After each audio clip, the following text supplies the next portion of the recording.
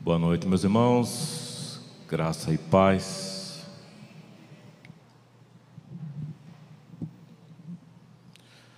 Abra sua Bíblia no Evangelho de João, no capítulo 11.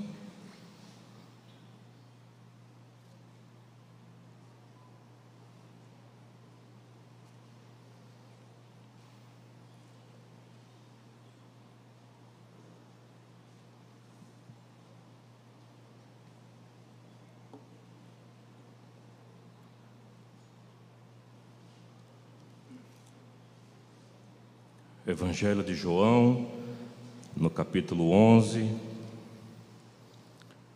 versículo 35. Todos acharam? Amém? Apenas este versículo. Vamos ler juntos? Jesus chorou. Oremos. Pai,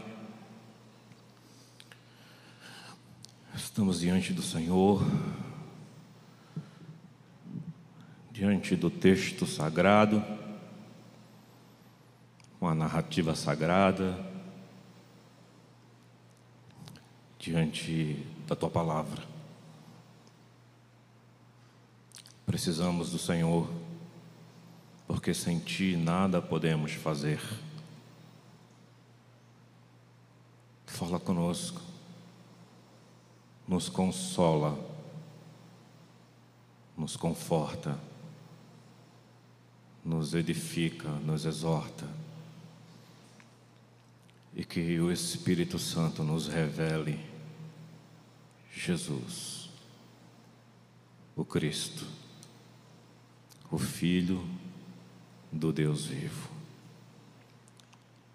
Em nome de Jesus. É um versículo pequeno, é um versículo, o menor versículo da Bíblia, o qual nós acabamos de ler. Mas, neste versículo contém profundidades, verdades, humanidade, divindade. O choro de Jesus contém um fato indizível para nós. Quando nós lemos Jesus chorou, nós precisamos estar mais atento a este contexto.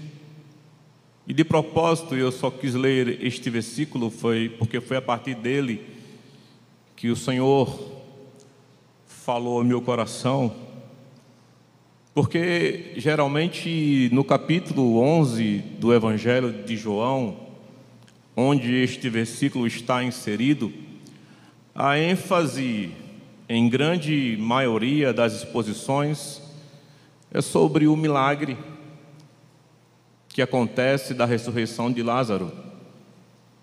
E geralmente o enfoque fica no milagre. E eu queria hoje, com a graça de Deus, não enfocar no milagre, mas enfocar ou apreciar o Senhor. Porque o milagre aqui, ele é nada mais, nada menos do que uma consequência muito simples de quem é o Senhor. Mesmo sabendo que talvez tanto eu como você sejamos necessitados de intervenções. É bem verdade que os hospitais agora estão lotados em todo o mundo. Estamos vivendo um tempo muito complexo. Mas o choro de Jesus nos leva a meditarmos a grandeza deste Cristo, deste homem, deste Deus, que nós possamos, como igreja, continuar adorando-o, louvando-o e servindo-o. O contexto desse texto é que Lázaro estava enfermo e as irmãs Marta e Maria mandam um mensageiro para avisar a Jesus que Lázaro estava enfermo. Então a gente está no contexto de enfermidade. Nós estamos em um contexto em que o amigo de Jesus estava doente. E se você observar comigo no versículo 2, esta Maria, cujo irmão Lázaro estava enfermo, era a mesma que ungiu com um bálsamo o Senhor e lhe enxugou os pés com seus cabelos. Mandaram, pois, as irmãs de Lázaro dizer a Jesus: Senhor, está enfermo aquele a quem amas. O mensageiro, ele entrega a mensagem para Jesus e no versículo, no finalzinho, diz: olha, está enfermo o teu amigo, a quem amas. Isso não pode ser passado em branco, isso tem que ser valorizado, porque a ênfase das irmãs, por já se relacionarem com Jesus, e Jesus se relacionar com esta família, era uma relação que estava baseada no amor. E elas enfatizam para Jesus, e observe que elas não estão pedindo para que Jesus fosse curá-lo, mas apenas notificando a Jesus que havia um caso ali de enfermidade e que o amigo a quem ele amava estava doente. E se você ler aí no versículo 5, pulando 4, você vai ver: ora, amava Jesus a Marta e a sua irmã e a Lázaro. Então nós vemos a palavra se repetindo. Então a Bíblia, ela nos ensina, dentro de um estudo daqueles que estudam, que quando uma palavra ela se repete, nós precisamos meditar em seu contexto. E aqui nós temos duas afirmativas onde diz: Jesus amava esta família. Então não há nenhuma dúvida que era uma relação que Jesus tinha com esses irmãos no amor. Ela diz: olha, está enferma quem amas. E João registra: Jesus amava a Marta, Jesus amava a Maria e Jesus amava ao Lázaro. Porém, dentro desta relação do amor de Jesus para conosco, nós não estamos imunes, nós não estamos aquém dos mais diversos acontecimentos complexos, catastróficos que a vida pode nos trazer. O texto é claro: Jesus amava. E aí começa uma questão muito importante para nós avançarmos, que está no versículo 4, que é o primeiro propósito. O que é que vai significar todo este enredo que é conhecido nosso, que a gente conhece muito bem, que é a ressurreição, né? Jesus vai curar o Lázaro, nós sabemos disso, não há surpresa, mas o que é que está por detrás disso? Qual é o pano de fundo de que Jesus vai ressuscitar o Lázaro? Primeiro, nós temos um propósito claro neste fato, nesta narrativa, que ele não pode ser deixado de lado.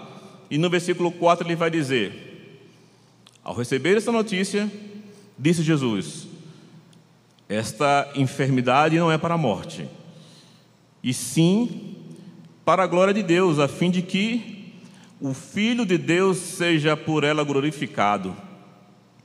Então, o primeiro propósito da tragédia na vida desta família é a glória do Pai e a glória do Filho. Esta morte, essa enfermidade, ela não é para a morte, mas para a glória de Deus. Observe que nós não podemos viver, nós não podemos ter uma vida cristã espiritual onde esta máxima ela não seja o nosso propósito também, que a enfermidade é para a glória de Deus e para que o Filho seja por ela glorificado. Então o propósito da enfermidade, o propósito de que Lázaro estava doente, é que o Pai e o Filho sejam glorificados. Parece simples, mas não é. Porque quando nós começamos uma igreja, quando nós somos igreja, e quando nós vivemos uma vida para a glória do Pai e para a glória do Filho, tudo é bem diferente. A religião, a vaidade, ela não vem sobre nós, porque tem um propósito claro. Qual é o propósito claro deste milagre? A glória do Pai e a glória do Filho. No entanto, Jesus está num ambiente muito perigoso. Eu não quero que você perca muito tempo comigo. Pelo menos aqui temos 3 Betânias, mas esta Betânia que nós estamos falando aqui na Judéia é a Betânia onde eles habitavam ali, aquela família. Eu quero avançar um pouco. E ele diz assim, no versículo 6: Quando soube que Lázaro estava doente, ainda se demorou 2 dias no lugar de onde estava. Depois disse aos seus discípulos: Vamos outra vez para a Judéia. Disse-lhe os discípulos: Mestre, ainda agora os judeus procuravam apedrejar-te e voltas para lá? Observe, era um ambiente de enfermidade, era um ambiente onde Jesus estava sendo desejado para ser apedrejado. No versículo 9, respondeu Jesus: Não, são as 12 as horas do dia. Se alguém andar de dia, não tropeça, porque vê a luz deste mundo. Mas se andar de noite, tropeça, porque nele não há luz. Isto dizia, e depois lhe acrescentou: Nosso amigo Lázaro adormeceu, mas vou para despertá-lo. Disseram-lhe, pois, os discípulos: Senhor, se dorme, estará salvo.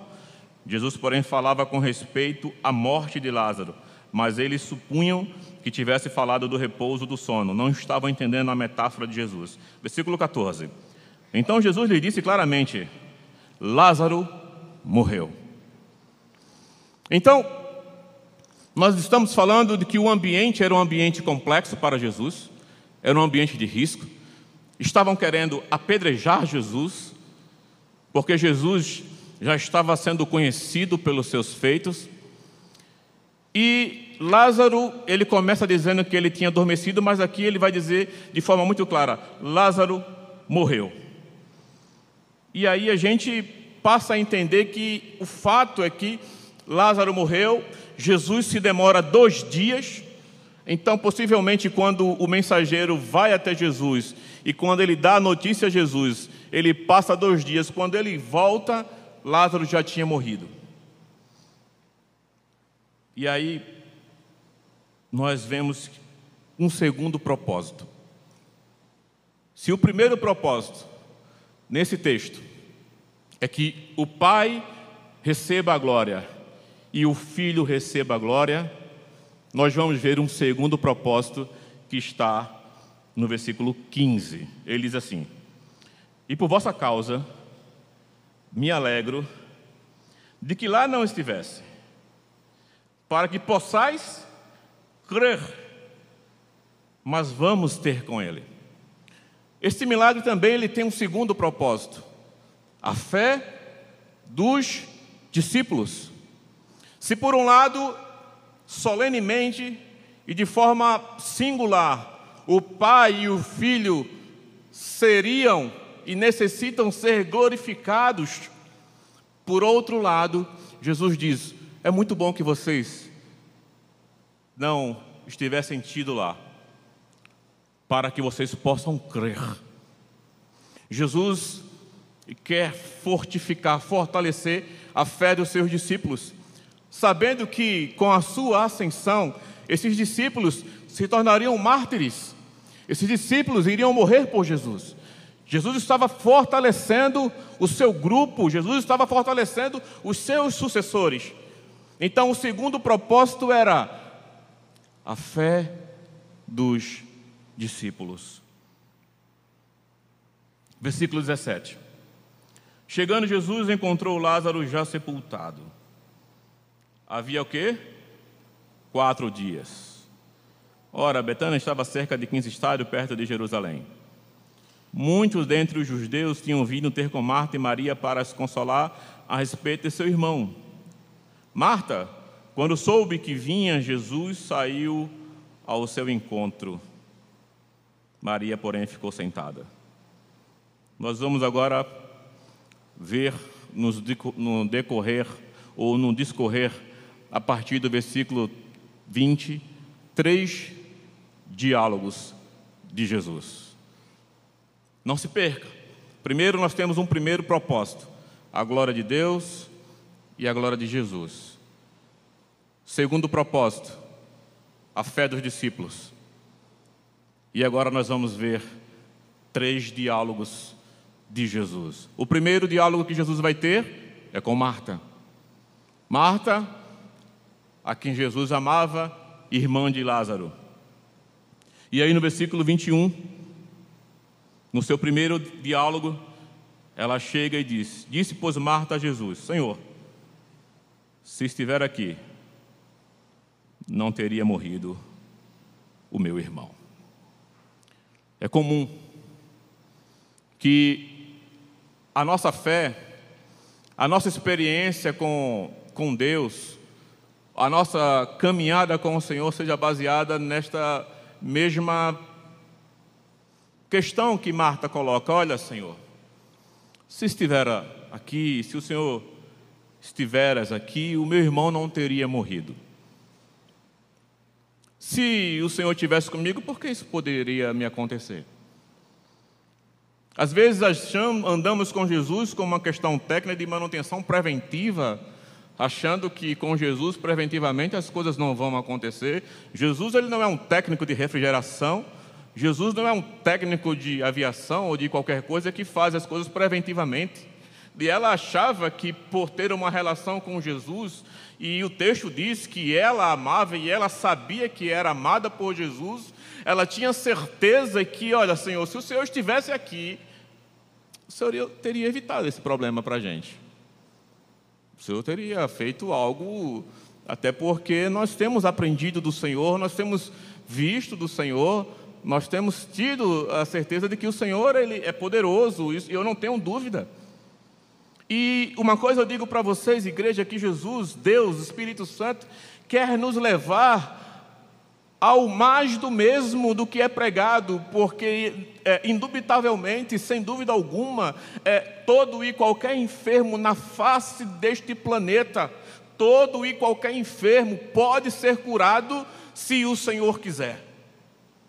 Toda e qualquer pessoa pode ser curada se o Senhor quiser. E aqui não é essa a questão. E Jesus se demora por mais 2 dias justamente porque Jesus está preparando o ambiente. O ambiente era um ambiente nocivo para Jesus. Não era um ambiente fácil de estar. E ela disse: se o Senhor estivesse aqui, o meu irmão, ele não teria morrido. E no 22 ela continua: mas também sei, mesmo que agora tudo, quando pedires a Deus, Deus te concederá. Olha aí, ela tem consciência. Ela tem consciência de que Deus responderia à oração do filho. Declarou Jesus: teu irmão há de ressurgir. E essa palavra ressurgir aqui, ela me deu um baita de um trabalho. Porque no original aqui, essa palavra ela não tem ideia de ressuscitar, mas de ficar de pé. É diferente da palavra ressurreição. Então Jesus está dizendo que vai fazê-lo ficar de pé. Eu levantarei o teu irmão. Esta é a melhor tradução para esta palavra. Teu irmão há de ficar de pé. Aí no versículo 24, a resposta de Marta. Eu sei, replicou Marta, que ele há de ficar de pé ou de ressurgir na ressurreição no último dia. Então, ressurgir e ressurreição são duas palavras diferentes no original. E aqui também no português. Mas a gente entende que ressurgir e ressurreição são a mesma coisa, porém não são. E ela diz que ele há de ressurgir na ressurreição no último dia. Marta, havia uma crença dos fariseus da ressurreição dos últimos dias e também o próprio ensino de Jesus sobre a ressurreição do último fim, quando ele viesse. Então Marta, ela está, se fosse uma prova de escatologia, ela teria tirado 10 com a sua afirmativa. Eu sei, Senhor, que meu irmão vai ressurgir lá no último dia. Era um ensino de Cristo, da escatologia, daqueles que creram no Senhor, que morreram com o Senhor, vão ressurgir, vão ressuscitar com o Senhor. Então, Marta, ela tem a mente com a luz bíblica. Marta tem uma mente lúcida biblicamente. Marta não está falando bobagem. E eu não vou fazer como muitos fazem, que colocam Marta contra Maria e Maria contra Marta na pregação. Não, Marta está teologicamente, Marta está biblicamente correta com a sua afirmativa. Sim, Senhor. Até porque ressurreição de mortos não é doutrina e não acontecia à torta e à direita. Então ela está dizendo, Senhor, eu sei que ele vai ressurgir no último dia.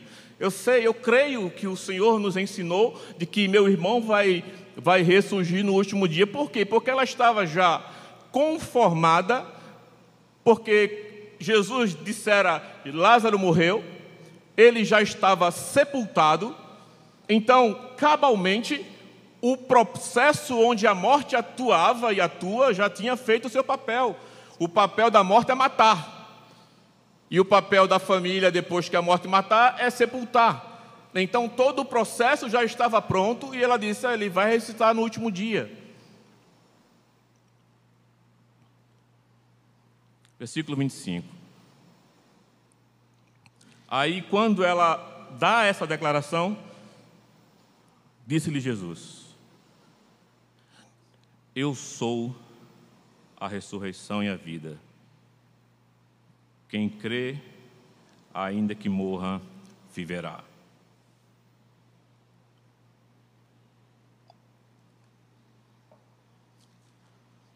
No Evangelho de João, existem 7 afirmativas sobre o eu sou.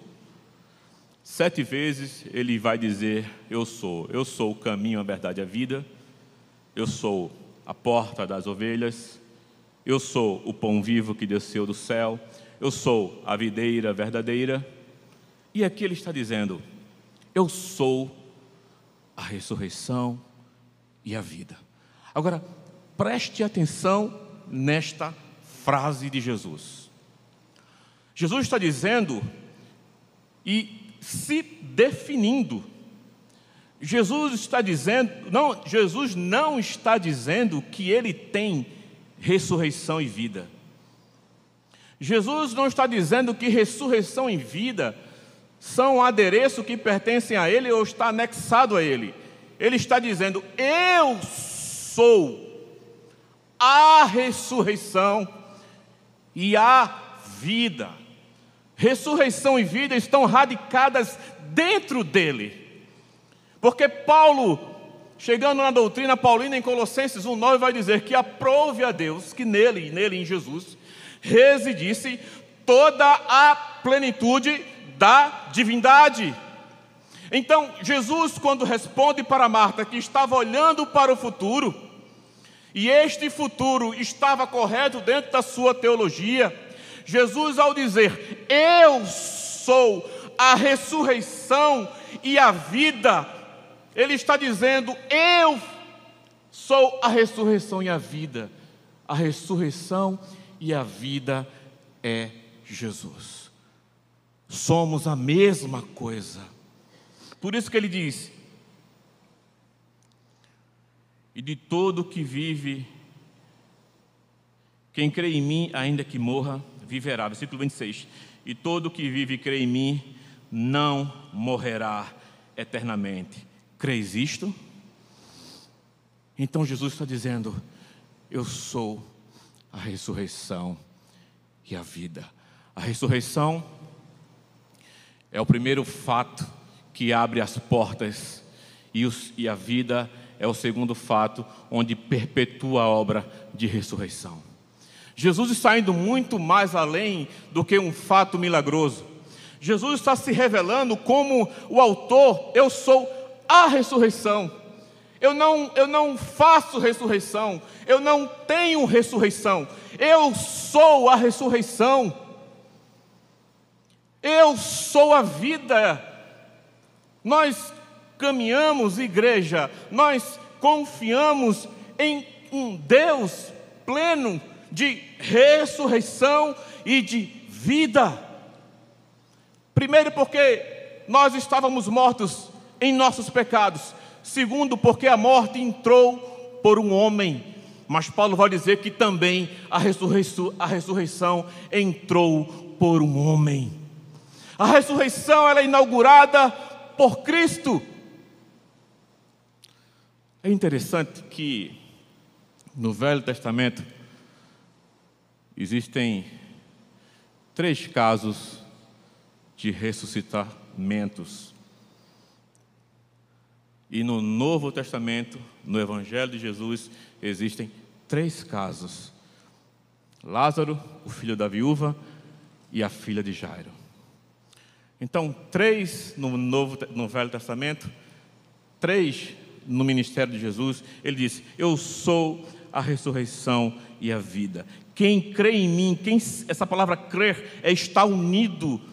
Quem estiver unido a mim, ainda que morra, viverá. E todo que vive e crê em mim não morrerá eternamente. Crês isto? Ela responde no 27. Sim, Senhor, respondeu ela. Eu tenho crido que tu és o Cristo, o Filho do Deus vivo, que deveria vir ao mundo. Tendo dito isto, retirou-se e chamou Marta, sua irmã, e lhe disse em particular: o mestre chegou e te chama. Ela, ouvindo isto, levantou-se depressa e foi ter com ele. Pois Jesus ainda não tinha entrado na aldeia, mas permanecia onde Marta se avistara com ele. Os judeus que estavam com Maria em casa e a consolavam, vendo-a levantar-se depressa e sair, seguiram-no, supondo que ela ia ao túmulo para chorar. Nós agora vamos entrar no segundo diálogo. O primeiro diálogo de Jesus foi com Marta. Agora nós vamos ter o segundo diálogo de Jesus com Maria. Quando Maria chegou ao lugar que estava Jesus, ao vê-lo, lançou-se-lhe aos pés, dizendo: Senhor, se estiver aqui, meu irmão não teria morrido. Ela faz a mesma pergunta que Marta fez, uma fé preventiva. Porém, ela chega de forma diferente da irmã. Se uma tinha luz teológica, escatológica, bíblica, correta, a outra tinha devoção e quebrantamento. Porque diz o texto: chegando no lugar onde Jesus estava, ao vê-lo, a primeira coisa que ela fez, lançou-se-lhe aos pés. A primeira coisa que Maria fez, antes de qualquer pergunta, antes de dizer: se estiver aqui, meu irmão não teria morrido, diz o texto, ela se lança aos pés de Jesus. O curioso, que as 3 vezes que a Bíblia vai narrar sobre esta Maria, a primeira, que ela estava na casa de Lázaro, um texto conhecido, e Marta foi preparar, e ela estava onde? Aos pés de Jesus. Aqui, ela está onde? aos pés de Jesus. No capítulo 12, quando ela vai pegar um vaso de alabastro, ela vai quebrar esse vaso, ela vai oferecer e enxuga-lhes os pés.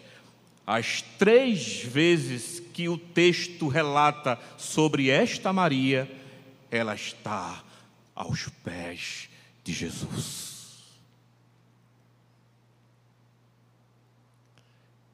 Qual tem sido a posição quando nós chegamos diante deste santo Senhor? A primeira coisa que ela fez foi ir aos seus pés. Ir aos pés de alguém é estar humilhado, subjugado, dependente, quebrado, reconhecimento, adorado. Devemos ter a nossa mente com a luz do Evangelho teológica e bíblica, sem dúvida alguma, porque nós temos que ter um culto racional, mas também devemos ter um coração quebrado, quebrantado, compungido, humilhado, prostrado diante daquele que é, que foi e que há de ser. A Cristo, aos pés de Jesus. Lá, aos pés de Jesus, será o melhor e maior lugar que tanto eu como você poderemos e devemos estar. Não queiramos estar em nenhuma outra estatura do corpo de Cristo que não seja aos seus pés. Se estivermos o privilégio que esta mulher teve de tocar, de beijar e de estar aos pés de Jesus, nós já temos tudo. Existem reis, existem autoridades que não deixam nem você falar com eles. E se você estiver aos pés dele, ele vai pisar em você. E ela diz: Senhor, se estiver aqui, meu irmão não teria morrido. Eu lhes disse que nós estamos no segundo diálogo e até agora Jesus não falou nada. Jesus, no 33, vendo Jesus a chorar, e bem assim os judeus que o acompanhavam, agitou-se no espírito, comoveu-se. O diálogo aqui de Jesus é um diálogo físico, orgânico, químico, porque Jesus, diz o texto, que ele agitou-se, e essa palavra agitou-se aqui, ela tem uma ideia de ira, de indignação. Então, nós não sabemos, e o que eu pesquisei seria ser dedutivo, e eu não quero ser dedutivo, mas algo deixou Jesus perturbado. Vendo o choro de Maria, vendo a morte de Lázaro, Jesus ficou angustiado, Jesus ficou irado, Jesus ficou agitado.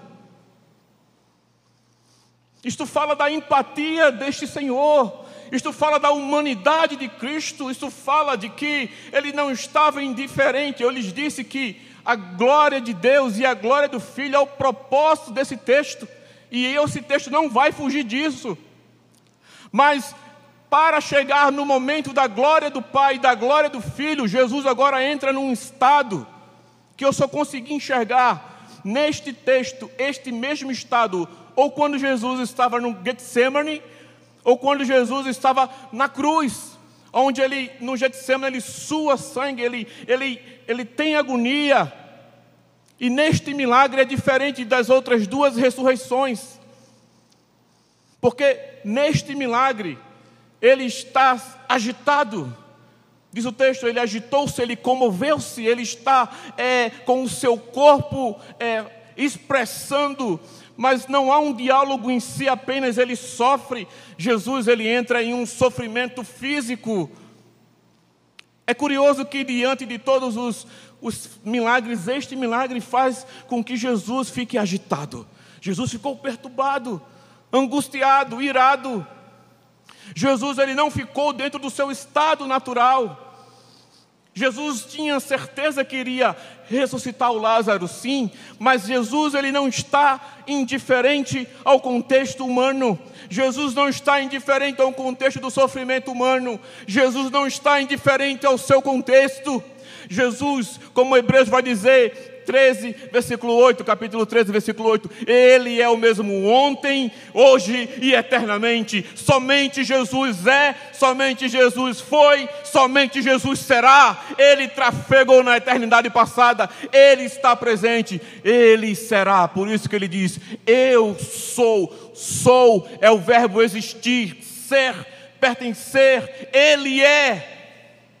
E este Ele é, está agitado, está comovido.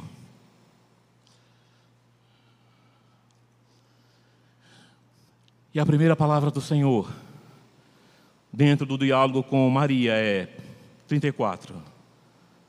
Onde o sepultastes?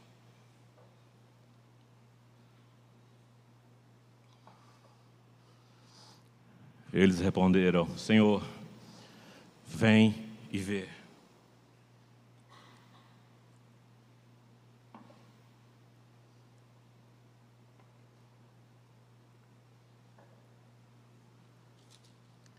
E aí a gente chega no nosso texto inicial. Onde ele está sepultado. Vem e vê. E diz o texto, e Jesus chorou. Irmãos, quem de nós pode levantar a mão e dizer que tem dignidade de uma lágrima deste santo Senhor? Quem de nós? Quem de nós pode dizer assim, olha, eu sou especial demais, o que eu faço não era mais obrigação dele que chorar. Você poderia falar isso? Quem poderia merecer com que o agito e a comoção estivesse esmagando as emoções centrais de nosso Senhor? E aí o texto vai dizer, e Jesus chorou. Jesus, ele não mantém-se. Poderia, ele não podia fazer isso, é protocolo, mas ele era o Filho de Deus. Poderiam argumentar de várias questões. E aí no versículo 36, então disseram os judeus, vede quanto o amava. O choro de Jesus foi uma ratificação pública do verso 5 e do verso 3. Jesus os amava. Jesus amava aquela família. E agora quando chega aqui, os judeus ratificam, vede quanto o amava. Observe que os judeus começaram a perceber, a partir do choro, que este homem, com a sua agitação, com a sua comoção, ele revelava o quê? Amor. O seu sofrimento estava paralelamente explicitando para os judeus amor. 3 vezes a palavra amor surge no texto. E o amor, ele está dentro do contexto de sofrimento, de dor e de morte. Olha como ele amava.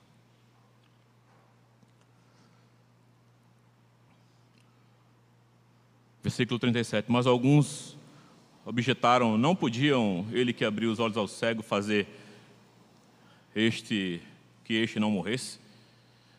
Jesus, agitando-se novamente em si mesmo, encaminhou-se para o túmulo. Era esta uma gruta, a cuja entrada tinha posto uma pedra. Então ordenou Jesus: tirai a pedra. Disse Maria, irmã do morto: Senhor, já cheira mal, porque é de 4 dias. Jesus se demorou mais 2 dias, somando-se 4 dias. Nada aqui é por acaso, ou Jesus não tinha o que fazer. Havia uma crença rabínica, uma espécie de crendice popular ou superstição, é que quando alguém morria, a alma ficava pairando sobre o espírito, sobre o corpo, melhor dizendo, sobre o corpo da pessoa, até o 4º dia. Quando o corpo começava a entrar num processo de decomposição, de putrefação, aí se ratificava que não havia mais jeito, ou seja, aquela alma não ia mais baixar naquele corpo. Isso era uma tradição rabínica. E aí o jeito era sepultar. E Jesus, o cheirar mal aqui do corpo, é o timing certo do Pai. Tinha que chegar neste estado de decomposição. Porque qual é o primeiro propósito? A glória do Pai e a glória do Filho. Qual é o segundo propósito? A fé dos discípulos. O milagre não é propósito aqui. E agora, está no tempo certo, está no ponto. É como tivesse uma comida sendo cozinhada e chegou no ponto. Qual é o ponto? Cheirar mal. Jesus não estava sendo inconveniente, insolente ou indiferente ao sofrimento. Mas Jesus estava anulando todas as possibilidades da crendice física, porque ele já estava sepultado. A morte já tinha feito o seu papel. A morte já tinha matado. É redundante mesmo. E agora, já é o 4º dia, Senhor. E ele está em decomposição. Respondeu Jesus: não te disse eu que, se creres, verás a glória de Deus? Olha qual é a preocupação de Jesus. É com a glória de Deus.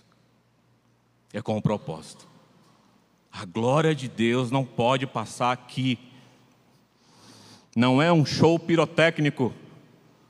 Não é uma apresentação artística. Jesus está em agonia, Jesus está chorando, Jesus está agitado, Jesus está comovido. Não esqueça disso, ele está em sofrimento. Mas ele tem em sua mente a clareza que a glória de Deus precisa ser vista. E vista por quem? Pelas irmãs, pelos judeus, pelos discípulos. Eram esses 3 públicos que estavam ali. Havia uma questão dramática. A morte confirmada. Estado de decomposição. A crença, aquilo que podia se apegar como uma crença do espírito, da alma pairar sobre o corpo, também já não podiam mais os judeus se apegar. Então Jesus foi tirando todas as possibilidades do homem ou da crença que aquele homem podia ressuscitar. E tudo foi sendo levado para Deus. Então aqui nós temos um drama. Nós temos um embate agora.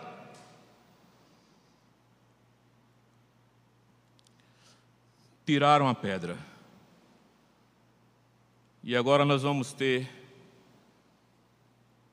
o nosso terceiro e último diálogo.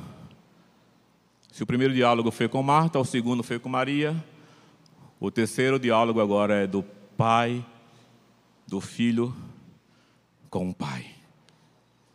Ele vai dizer assim: tiraram a pedra, versículo 41. E Jesus, levantando os olhos para o céu, disse: Pai, graças te dou, porque me ouviste. Aliás, eu sabia que sempre me ouves, mas assim falei por causa da multidão presente, para que creiam que tu me enviaste. O que é a glória de Deus? Eu fiquei questionando, porque a gente não está vendo nenhum raio aqui. Mas a glória de Deus é a união do Pai com o Filho sendo revelada, para que saibam que tu me enviaste. Eu sei que tu me ouves, mas eu pedi assim para que eles vejam e creiam que eu e o Pai somos um, que eu sou a encarnação, eu sou o Verbo encarnado, eu vim de ti. Eu sou a ressurreição e a vida. Eu sou. Nós não geramos vida e nós não geramos ressurreição. Eu sou, nós somos a ressurreição. Vida eu sou, não apenas a tenho. Estão radicadas dentro dele. E a glória do Pai e a glória do Filho é esta relação, desta união, desta comunhão que os judeus estavam vendo. Tiraram a pedra. Versículo 43. E tendo dito isto, exclamou em alta voz. Nós agora vamos para o quarto e último diálogo de Jesus com Lázaro. Mas como? Ele não estava morto? E ele clamou em alta voz: Lázaro, vem para fora. Aqui, o texto está nos mostrando que pelo fato de Cristo e o Pai serem um, e Ele ser a ressurreição e a vida, a questão aqui não era o fato simplesmente de Lázaro ressuscitar. A questão aqui é que a morte precisava obedecer quem era, não quem estava falando. A morte tinha que obedecer quem era. O eu sou, a ressurreição e a vida estava esmagando publicamente a morte e trazendo de volta a Lázaro. Jesus estava demonstrando publicamente o que estava a vir pelo futuro. É aquilo que Paulo vai dizer em 1ª carta aos Coríntios, no capítulo 15. Onde está, ó morte, a tua vitória?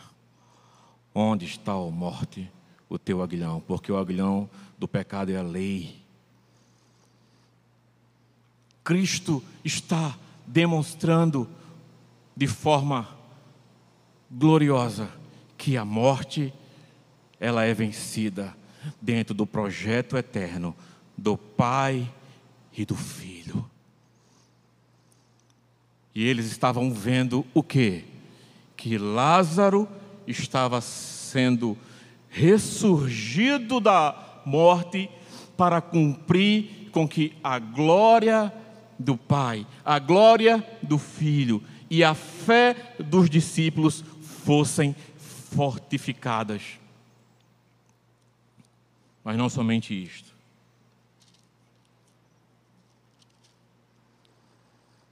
Versículo 45. Muitos, pois, dentre os judeus que tinham vindo visitar Maria, vendo o que fizeram Jesus, creram nele. A glória do Pai, a glória do Filho e a glória do Espírito Santo é fazer com que nós nos acheguemos perante este Senhor, aos seus pés, rendendo adoração, sabendo, igreja, que nós estamos, aqueles que creem, como os judeus creram, que nós estamos salvos eternamente. Porque aqueles que creem em mim não morrerão eternamente. Porque talvez eu e você estejamos precisando com que o Senhor traga ressurreição e vida para dentro das nossas emoções. Porque nós não temos entendido de que o Senhor é a ressurreição e a vida. De que nós temos que confiar a nossa vida ao Senhor e dizer: Senhor, eu posso ter luz sobre as últimas coisas, mas o Senhor, se Ele quiser, Ele pode nos levar até o futuro, ou se Ele quiser, Ele pode trazer uma realidade do futuro e aplicar no presente. Foi o que Ele fez com Lázaro. Uma demonstração que aquilo que era para o futuro, Ele aplicou no presente. Então nós que cremos no Senhor, nós já podemos desfrutar de realidades espirituais, das quais nós podemos caminhar com uma consciência de que nós estamos firmes. Que Paulo, ele tinha isso muito claro quando ele escreve aos Romanos no capítulo 8. Porque eu estou bem certo que nem a morte e nem a vida. Paulo tinha certeza que nada poderá nos separar do amor de Deus que está em Cristo Jesus, porque ele estava confiante e firmado em Cristo Jesus. A glória de Deus, a glória do Filho, é o que mais interessa à igreja. Muita gente se perde pelos caminhos dos milagres. Muita gente se perde por vários caminhos com os anexos da fé cristã. Mas não se esqueça que a glória de Deus e a glória de Cristo são inegociáveis. E nós precisamos reconhecer isto. Que Deus abençoe a todos vocês. Que Deus nos dê uma semana de ressurreição. E que se de repente